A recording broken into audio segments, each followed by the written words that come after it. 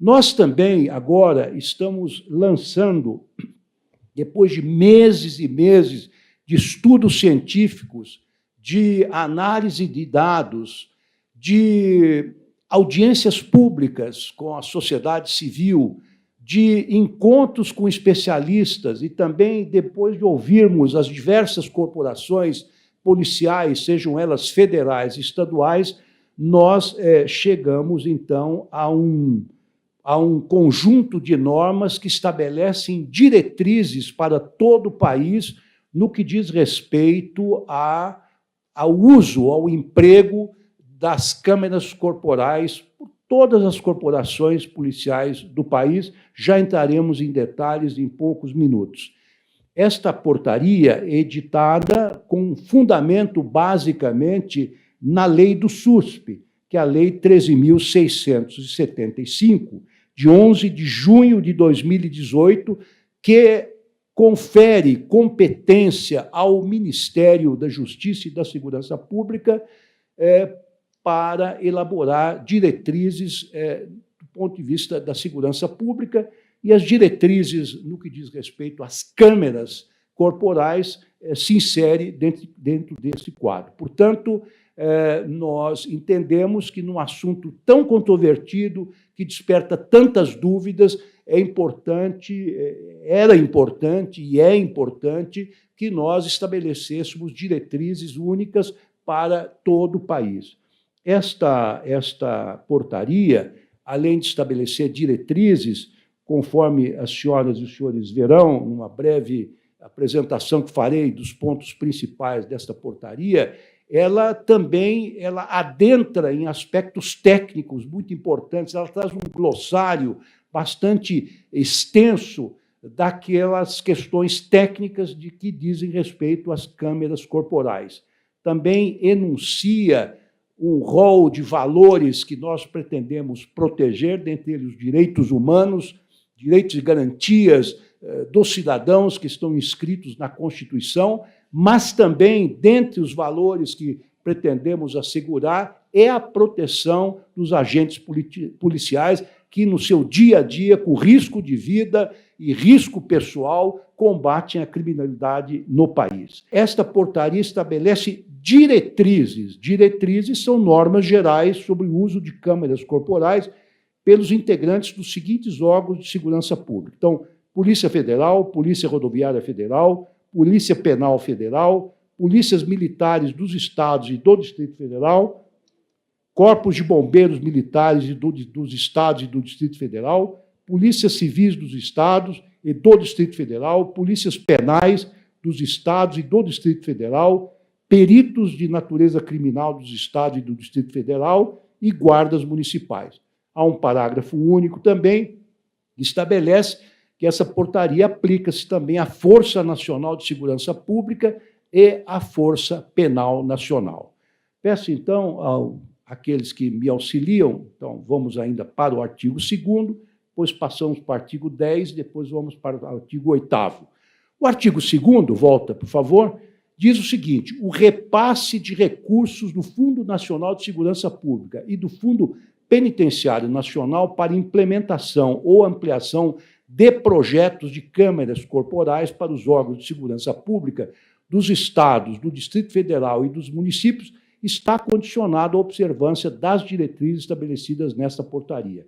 Evidentemente, nós que somos deste ramo da segurança pública, e a grande maioria juristas, sabemos que nós vivemos numa federação, isso está consignado logo no artigo 1º de nossa Carta Magna, os estados têm autonomia para se auto-organizarem nesta área, ou seja, no que diz respeito à segurança pública. No entanto, todos aqueles que quiserem fazer uso dos recursos do Fundo Nacional de Segurança Pública ou do Fundo Nacional Penitenciário terão que se adequar a estas diretrizes para a compra das câmaras corporais.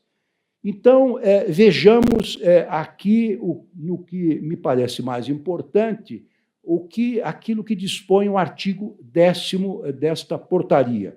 É uma portaria longa, que tem mais de 20 artigos, Mas, então, o artigo 10 diz o seguinte, é muito importante que os senhores atentem para isso.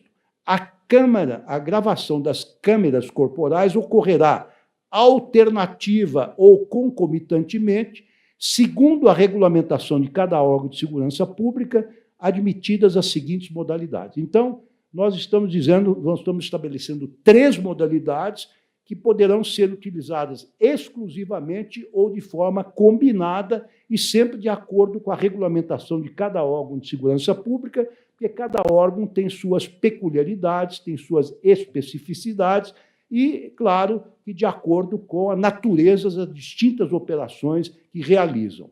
Então, a primeira modalidade, segundo o inciso 1 do artigo 10, é por acionamento automático. Quando? A gravação é iniciada desde a retirada do equipamento da base até a sua devolução, registrando todo o turno de serviço.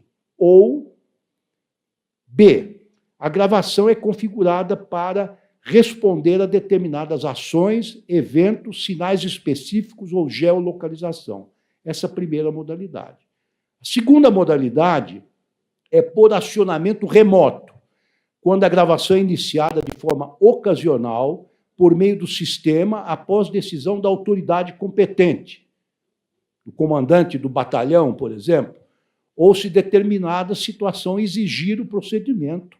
Ou então a terceira modalidade, que é por acionamento dos próprios integrantes dos órgãos de segurança, para preservar a sua intimidade ou privacidade durante as pausas e intervalos de serviço. Então, muito importante, este valor, privacidade e intimidade, está protegido não apenas nesse dispositivo, mas também em outros, porque, evidentemente, estes são valores constitucionais e, claro, abarcam também os servidores ou os profissionais da segurança pública. Agora, importante dizer o seguinte, independentemente, esse é um parágrafo que explica, não é, ou que qualifica o artigo, diz o seguinte, independentemente do modo de acionamento, que são 3, não é? Por acionamento remoto, ou seja, durante todo o tempo, por acionamento ocasional, naquelas situações que nós acabamos de ler, ou por acionamento individual, sejam quais forem as modalidades, sejam elas utilizadas de forma alternada ou concomitante, então, independentemente de qualquer um desses modos, todas as situações previstas no artigo 8º desta portaria deverão ser gravadas, especialmente quando ocorrer a hipótese do inciso 3º do caput desse artigo, que é justamente o acionamento individual por parte do agente de segurança.